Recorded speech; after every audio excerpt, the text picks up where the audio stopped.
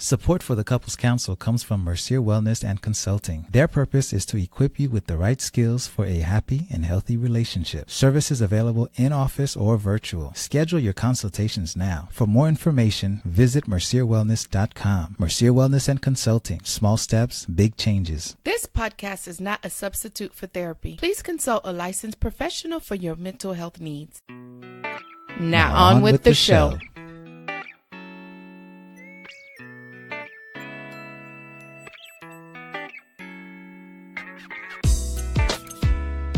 Hello and welcome to the Couples Council. I'm Dr. James Mercier, and as always, here with my lovely host, Herdine Mercier. Hey, welcome back. We are having a blast here at the Couples Council, and we are going to take just a quick moment to share with you what we mean by that. Within the last week, our podcast, The Couples Council, has officially gone international. Yes. And when I say international, I mean like really international. If you are in the UK, thank you, because we've crossed the pond. I think that's how they say it. Yes, that is. Right? Sweden, we have some listeners in Sweden, and to our neighbor to the north in Canada. Listen, guys, you guys are making this an exciting journey. Yes, it is. We are glad that you are listening. We're also glad that you are sharing. Thank you for spreading the word. Keep doing what you do. Now, for today's show, we are talking about, as always, couples. But on today's show, we're going to focus on couples when they actually make it to see a therapist. Sometimes we come and see a therapist and we have some ideas about what therapy is going to be like. We have some misconceptions. We've heard stories. Everyone you talk to has a horror story about a therapist they saw, a counselor they saw. And though we know that there's some great stories out there of how you went to a therapist and everything came out or went well for you. But we also know that there's some stories that are not so good. Mm-hmm. It wasn't what you expected. So we're going to take this episode to share with you what you might be able to expect when you go see a therapist, whether that's us or someone in your area, for whatever reasons, right? So the title of today's show is There Are No Miracles in Therapy. There are no miracles. And I feel we have to preface that there are no miracles in therapy because a lot of times we do expect the therapist to be a miracle worker. Not just a miracle worker, but sometimes we have this expectation that they're this magical pill, that if I sit on your couch, all my problems will be solved. I've had my share of clients who, when they come, they just expect me to wave a wand and everything will be just fine. And they're rather disappointed when I let them know that my wand is lost or broken, or I didn't get one when I left counseling school. So we're going to just address that on today's episode. All right. First thing, what can you expect when you go see a therapist? Well, think about it. If you're a couple and you've been dealing with some stuff,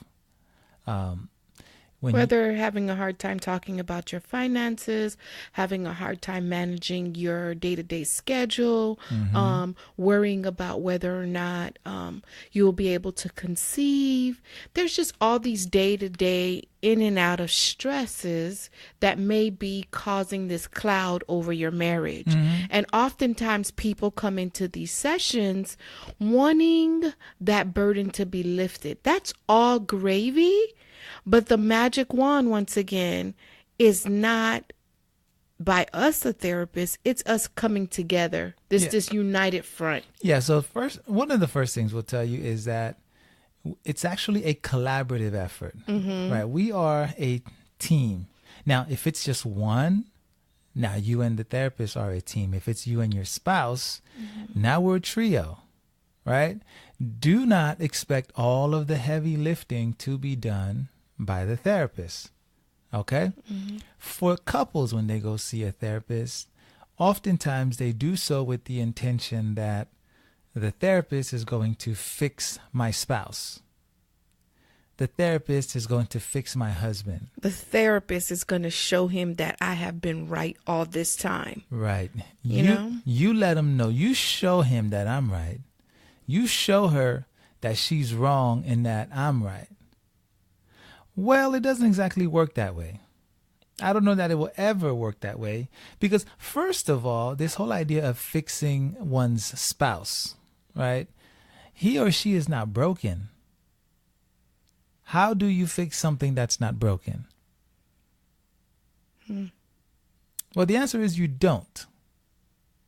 And so you say, well, what do you mean? What's the what's the issue? What are we doing? How do we solve it? Well, that's what therapy is all about. That's what it's all about. So when couples come and they bring their spouse to the therapist, and it's almost like this taking the kid to the principal's office, that is a bad way to approach therapy. Imagine if you are being brought to see the principal by your husband or wife. Your spouse is going to be defensive. And that's the thing about therapy. When you come into therapy, you want to be in a space where you feel safe, number one.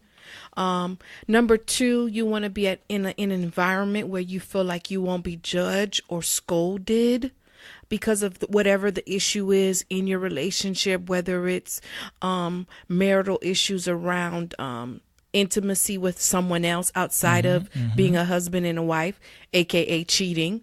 So you want to feel safe when you go into that place, but be willing to recognize that there's some hard truths that will need to be spoken upon and looked at to see how can you begin to heal if that's where you want to go in that session, but understanding that it is going to take the therapist, you, and your spouse to work on everything in a truthful environment. If I'm going to see a counselor because her dean, for example, is forcing me to, and all she's going to do is poke at the things she feels that I'm doing wrong, there's no way in hell I'm going to be part of that. I may show up just to make sure she's not lying on me. To appease. I may show up. Yeah, I may show up just because if y'all going to talk about me, I damn sure better be part of this conversation. But there is no way that I plan to contribute to whatever's happening there. That is the attitude that a lot of people have when their spouse is bringing them in to kind of to tattle on them, right? That is not a decision that they've made together. They've not decided together to be in therapy. And when that is a situation, it is very difficult to make any progress. So what might happen in a case like that, you might be told, hey, listen, I need to see you two separately. Yeah, we're working on the marriage, on the relationship, but there is no way that together we're going to accomplish anything. So maybe we'll do a couple sessions individually before we bring your wife, before we bring your husband in. And that's why oftentimes when I meet wives who are like, my husband doesn't want to come, do I go without? And I say, yes. You start beginning to look at yourself, your own interpersonal things that you need to work on, what you're not happy at in the relationship, or what is making you feel uneasy, or maybe you just need some guidance, or having someone who is not, because typically our friends are in a place to hurry up and get us healed quickly. Come on, girl. And they kind of shrug us off. Come on, girl. You're her dean. What do you mean? Keep on your superwoman cape and we're going to be just fine. And they like to pat us on the back and say, come on, push through. Whereas in your therapist chair, you're allowed to remove that superwoman cape and say, I'm just not getting this part of my marriage right now. I'm struggling as a wife. And so I often tell wives, come in by yourself and begin that process of seeing something clearly that may be going wrong in your relationship. Yeah. And there's nothing that says couples therapy has to be done with both of you. There is such a thing as getting couples counseling with just one of you in the office. All right? Because you're going to go home and there will be something different about you after your session. Mm-hmm. You know? I remember when we were working on our marriage and we had our own issues, and I had the idea to go and see a counselor. But you were not readily in agreement, let's say that. No, I put up a resistance. You did. You did. And rightfully so. Like I think I put up that resistance, and sometimes you have to be patient with your spouse. That's why I say go by yourself. right, because you were not ready. I wasn't ready. Yeah, so you was not ready and you were resistant, and I was not about to force you to go. Because one, I already knew if you went and you were not ready, it was just going to be more to fight about. So I told you I was going to go by myself. Now, I think because I did not force you, that actually, you couldn't fight me if I wasn't forcing you. Mm-hmm. And so you came around on your own terms. I did. And I came around on my own terms because I felt like you were doing an altar call for the marriage. Mm. And so instead of coming and saying, I set the appointment, we're going, no. I'm like, no, you can't be setting an appointment without asking me my permission. Your guard goes up. Everything goes up. I did not want to go into a session and hearing that I was wrong, And so I am coming from a place of just my own experiences where I'm saying, you go by yourself. Yeah. And you can, if you have to, and you can come back and tell your spouse if you want to about it. If they want to hear it. If they want to hear it. So it all depends on what's going on in your marriage. But for sure, if you feel like you need it as an individual to go in and get clarity about your marriage, just because he doesn't want to go does not mean you do not go. Right. Or she. Yes. Next thing I want to touch on is how sometimes couples come, not necessarily, say, fighting or in any kind of conflict, but they might recognize that something's off, something's wrong, communication's a little off, sex is a little off, like we're parenting like we're not used to. And they say to you, hey, I need you to fix this. What does that mean? They look at you as a counselor, as a doctor, and they're like, yo, Dr. J, we don't know what's going on here. You tell us what to do. You fix it. And again, I have to look at these couples and I have to say, listen, I'm actually not here to fix it. You guys know more about your situation than I do. I can make suggestions from here till kingdom come. If they do not work for you, they won't work. You won't try them. Mm-hmm. Any suggestion I make, you will come back at me with, well, that ain't going to work. Mm-hmm. That will never work. You don't understand. Right. You don't live in my house. I know that already. Mm-hmm. So. And you ain't married to my wife. So I have to redirect couples and tell them, listen, I can't fix it. Again, I'm not a miracle worker. However, we can figure some things out together. We can discuss some techniques and some strategies, and whatever works for you, you then take it and figure out how best you're going to implement it in your situation. And it's key that I want you to understand this. If you come into a session with your spouse, you're coming in with your views. He's coming in with his views. And the goal of the therapist is to hear her views, his views, and give his analysis. Mm-hmm. Because typically, if you're stuck on what your idea is, what you think should be happening in your relationship, it's really hard to hear what your partner is saying. Not even hard. It's damn near impossible. Yes. So the role of the therapist is to offer the couples a perspective that they may have not looked at. It's what you will call maybe an Oprah aha moment, or clarity or something that they can go, wow, I did not look at it that way. Yeah, because oftentimes when you are in it, it's hard to see what's going on. You have tunnel vision. Oh, yeah.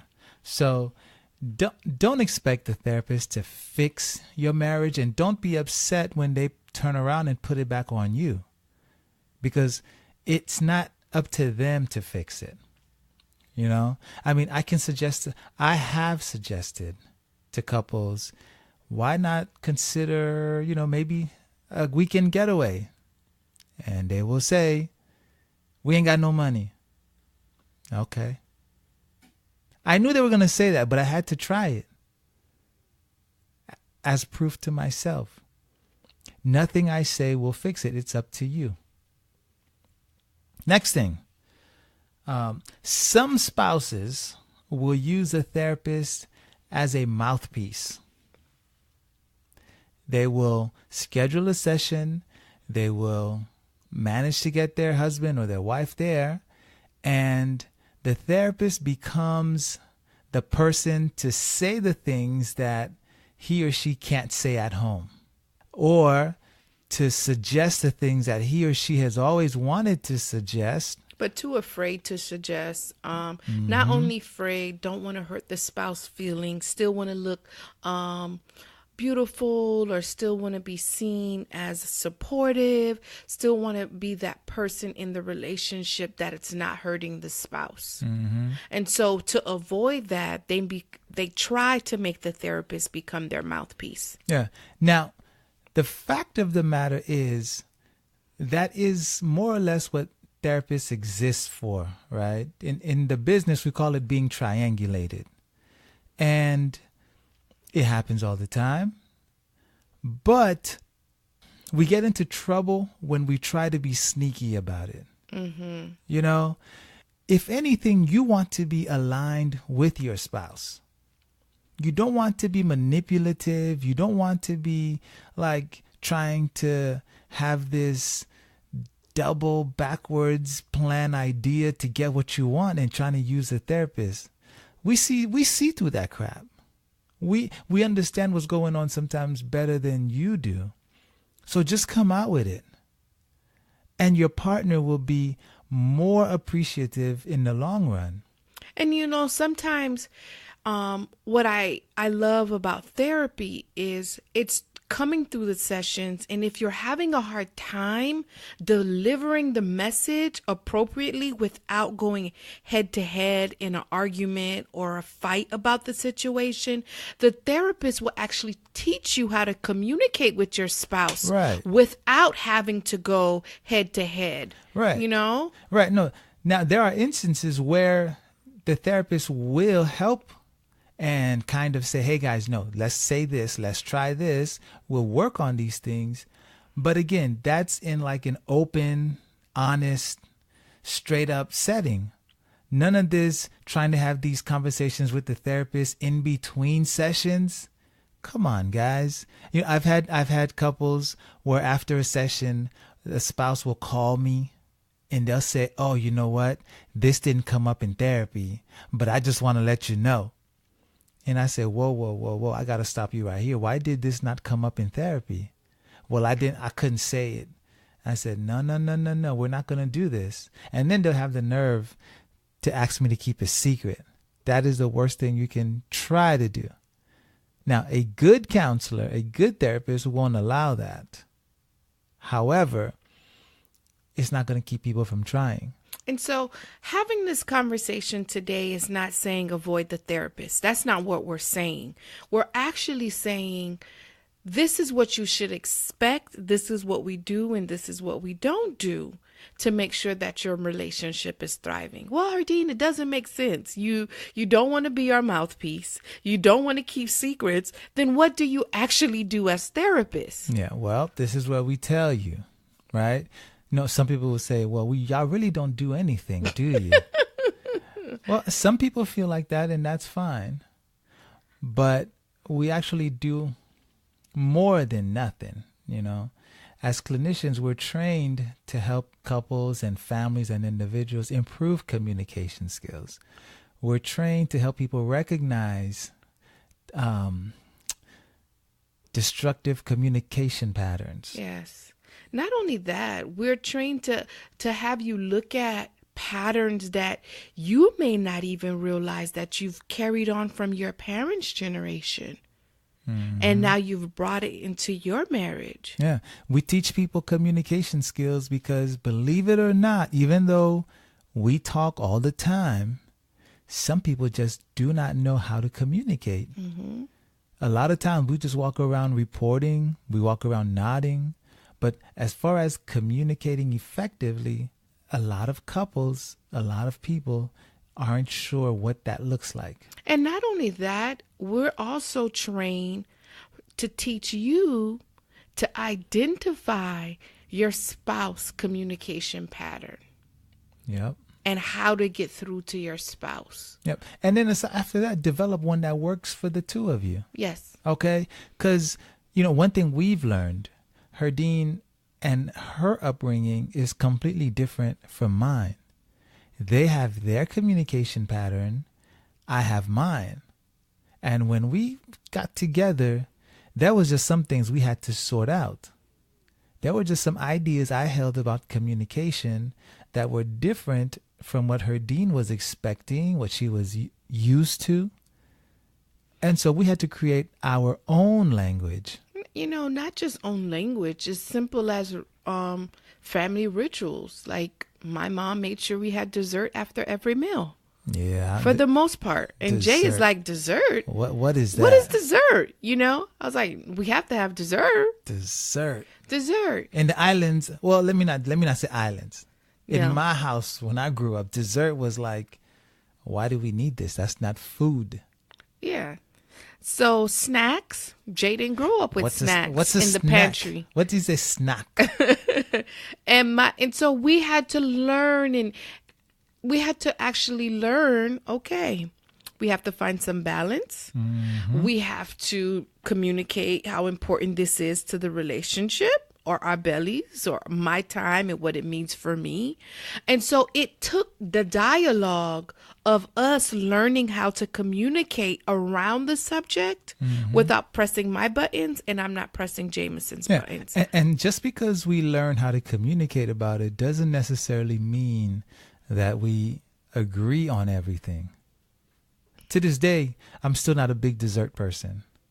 I'm still not a big snack person. And I am. And that's okay. Yes, it is. We understand each other. And so that's just a little simple, stupid example of what's come out of our own thing, our own situation, working through and figuring it out.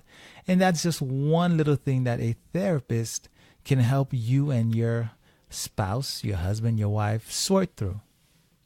Okay? So what should you expect? What can you expect? Well, honestly, I want you to know that therapy is hard. And I'm not talking about for the therapist. Therapy for any couple who's got the courage to make the call, whether it's to the therapist himself, the office, scheduling it online, to schedule an appointment and recognize that you have some work to do, that is hard and it's commendable. And one of the reasons why it's hard, because sometimes it requires you to take ownership, and sometimes people do not want to take the ownership of what could be going wrong in their marriage. No, we've spent years, sometimes decades, pretending like we're all right. I say this all the time. The average couple waits about 7 years before they see a therapist. And so you can only imagine all the stuff that's piled up over that time. And so it's hard. It's a scary thing. And we recognize that. The second thing, therapy is hard work. Therapy is hard work. You're going to go. You're going to be challenged. You're going to have essentially the things you believed about yourself and the things you believed about your marriage, they are going to be challenged. And And oftentimes when we hear challenge, we think, oh, do I really want my marriage challenged? Challenge typically means divorce, possibly at the end of the session. No, it's really looking at this situation that you may be dealing with and having someone look at it, examining it. Yes, you can put it under a microscope lens, but I promise you, when you do the work that is necessary for that healing to happen, if that's the case, or for you to now mesh and become a team, your marriage will be more beneficial or have beneficial offsprings of looking at it in that way. Yeah, because the fact is, it's not that we don't know that we have problems, right? Or challenges or difficulties. The fact is we, for whatever reason, have been avoiding them. And again, listen, guys, I get it, right? Who's got time to go sit in some guy's office for an hour a week or every 2 weeks or however much time you set aside when we've got kids to feed, we've got jobs to go to. You might work in the morning, your spouse might work in the evening, and you guys have that one day to relax. Who the hell wants to sit and talk about the fact that we fight when we're together? Nobody wants to do that. So we understand. But if you've made the decision to do that, don't expect it to be easy. Expect that it's going to take work, right? And in addition to work, it's going to take time. Yes, it's not a microwave type ordeal where you're going to put it in, put 1 minute, and everything is going to be okay. It's going to take time. I often have to remind couples. I say, listen, you guys have been together for what? 5, 10, 15, 18 years, 18, 20 years. How long do you expect this to take for us to work some things out? You've had 20 years to get to this point. How much time are you willing to give me? And while I won't take 20 years, but it's going to take more than 20 minutes or more than a couple sessions. Believe that. It takes time. It takes more time than you can imagine. And so the couples that do well in therapy, they understand it's not something that's going to be fixed overnight. When you leave the office, you're going to go and you're going to process and think and maybe even fight about some of the things that was said. And that's okay. You may come back, you may not. You may come back together, you may come back separately. And now in hearing that this takes time, we're not telling you this so that you can run away from the process. We're actually telling you this so you can understand the process and give you a sense of clarity like, oh, okay, so I'm going in. I know I have to do the work. I know it's going to take time. And so after the first session, you're not looking at your spouse. But I thought you should have known this. We went to therapy.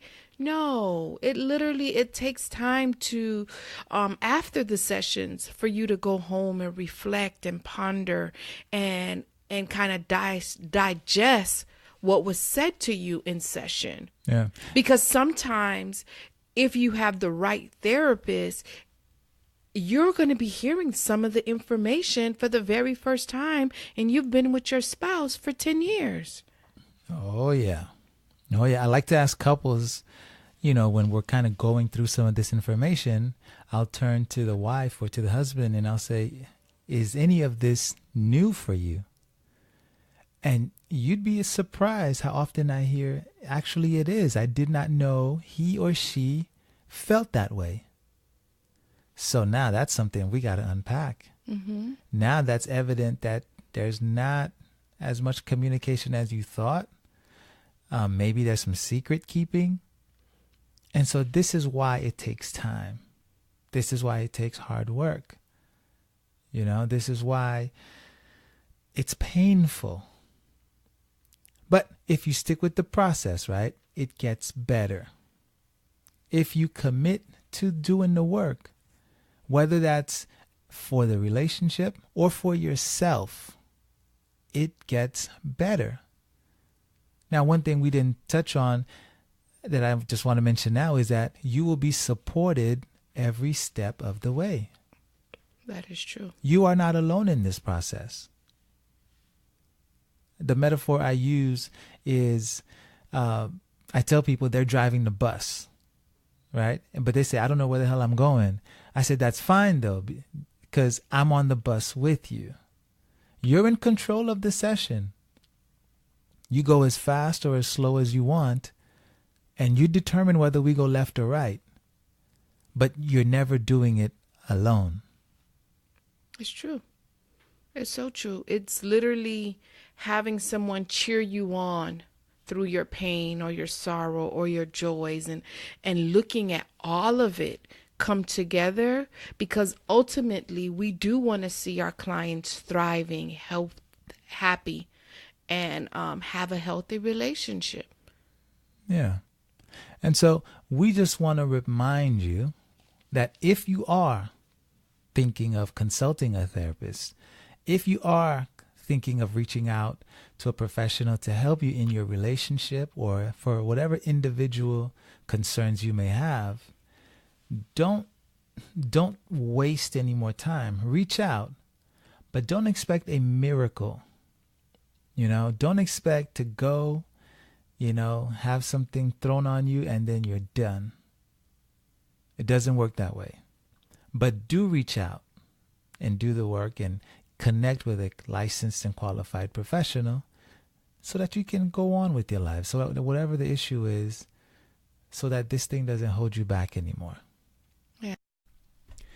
So again, guys, as a final note, we are not trying to turn you off from therapy. No. The idea of this episode is not to make you turn and run as far and as fast as you can from couples counseling. Yeah, we don't want you to leave this episode or turn off the podcast saying, oh my God, there's no hope for my marriage. We're doomed. I'm calling my divorce attorney tomorrow. No, this is not what this episode is about. It's just merely saying these are some expectations you should have when going into your therapeutic session. Right. Too many people have too many bad experiences or unrealistic expectations of what a particular scenario in therapy should look like. So this episode especially is simply to highlight that temper the expectations of yourselves, of your spouse, and of your counselor. And just make sure when you go in, yet your therapist is someone you can connect with, feel free to feel vulnerable with, and be that gauge that doesn't beat you down and you're wrong, but that person to help you reflect on the choices that you've made in life or your marriage. Okay, and now let's turn this around and move towards in a positive direction, but being honest about what your present situation or past situation is. Yeah. As a side note, one thing you definitely want to make sure is that you and your therapist are a good match. Yes. Right? It's almost like a dating relationship, to tell you the truth. It's going to be awkward in the beginning, but as you guys engage more, as there's a level of trust and rapport that's established, that is built, it's going to get better. But it must be a good fit. Okay? It may mean that you only go to male counselors. It may mean that you only see female counselors. It may mean that you only see counselors who are married, or maybe you don't have an issue with a counselor who's been divorced. Find one that works for you. All right? Think we got it? Think we got it. Take care, guys. Yeah. So, that's been our show. Yes, it has. We'd like to hear from you. We want to hear your comments. How did this help you? DM us like you typically do, or tag us as you listen to it. Send us email at Mercier Wellness, info@mercierwellness.com. Mm-hmm. We definitely would like to hear from you, as we have been. Thank you to those of you who've left reviews and comments, who've hit us up on social media. Trust me, we see them all. We Well, at least I am. I'm a little OCD about these things right now, as and rightly so. Rightly so. All right. So thank you for listening. Hopefully we'll catch you on the next episode. And we will. And until then, ciao for now. Ciao for now. Thanks you for listening to the Couples Council. Hey everybody! Thank you for listening to our mom and dad. If you like them as much as we do, then click subscribe and leave a comment. But now they have to go because it's family time. So go practice what you heard, and we'll catch you on the next episode.